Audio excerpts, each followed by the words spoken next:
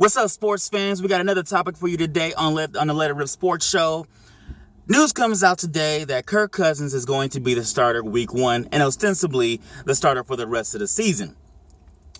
I tell you, man, part of me feels bad for RG3 because he is a modern day tragedy. He comes into the league in 2012, sets the league on fire, tears his ACL or partially tears his ACL in the playoff game against the Seahawks, and then it's just all downhill from there. Yeah, part of me feels bad. Now, I'm not to say that part of RG3's downfall isn't due to his own volition, but man, my God, what do you do if you're RG3 and the Washington Redskins? You cut him loose. I'm sorry. I know you traded a king's ransom with the Rams for this dude, but I'm sorry. You got to know when to say, you know what? I'm sorry, it's done. The Washington Redskins need to get rid of RG3, whether it be a trade, cut him, release him, something. And RG3's got to be thinking the exact same thing because there's no way he can actually regain prominence in that locker room or in that organization. He's just got to say, you know what? I tried. Did I do the best? Probably not, but I got to call it a career here.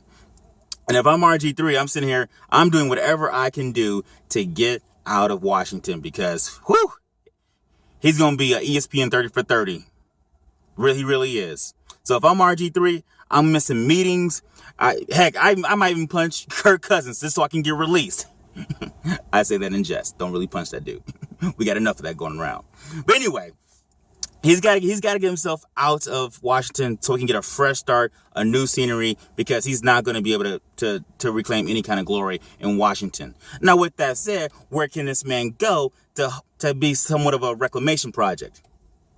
I'm thinking off the top of my head, the Seattle Seahawks. You know, they have a mobile pocket, they have a mobile quarterback, and they allow him to get out and do things and freelance. And I think it'll help RG3 playing with a guy like Russell Wilson, where he doesn't get himself hit a lot. He doesn't make himself available to taking those big hits that RG3 does. So I think playing maybe a year, maybe 2 years under Russell Wilson, and in that system, he can kind of rebuild himself and kind of be out of the spotlight and just focus just on football. Second, another place I think would be good for him is the Philadelphia Eagles. Say what you want about Chip Kelly, but that man's offense is a work of beauty. I mean, I'm watching the preseason, and man, this man's making Sam Bradford look like a all-pro quarterback in that preseason game last weekend. So I think that offense suits what RG3 can do.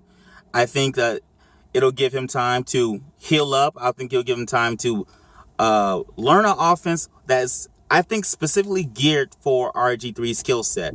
And I think that's what RG3 needs right now. I think Dan Snyder and general managers made a mistake in trying to get a coach that wanted to change what RG3 does best. I'm sorry. Jeff Saturday said it best on ESPN today. Most guys in the league are system guys. There are very few people who are who can just break the mold and be any kind of system quarterback. I mean, look at Joe Montana with the West Coast offense. He's considered one of the greatest quarterbacks of all time. Yet he was in a system that was geared more to his physical tools. What makes RG3 any better at all? Nothing. So I would go to a system that runs a read option or something that allows you to move the pocket. And allows you to freelance and get outside the pocket, because him being a pocket passer, as from what I've seen in the short career of Robert Griffin III, he's not a pocket passer. I don't know if he ever will be a complete pocket passer, but you got to go to a system that caters to that man's talents, and that is getting out, freelancing, and being able to make plays on the move. So that's my thoughts on the RG3 situation and and the dysfunction that is the Washington Redskins, because you had Mike Shanahan adding fuel to the flames of that is RG3 and saying, "Oh yeah, I love Kirk Cousins. He can be a top 10 quarterback." All right, okay. Now I'm not to say that Kirk Cousins can't be a good quarterback, but top 10, that's hyperbole if I ever heard the word myself. But anyway, tell me what you guys think of the RG3 situation. Do you think he's done? Do you think he needs to get out of the situation? Or do you think he can have a miracle turnaround and reclaim glory in Washington, D.C.? Let me know. Leave comments and or suggestions. And please feel free to subscribe to my YouTube channel, Let It Rip Sports Show. Thank you.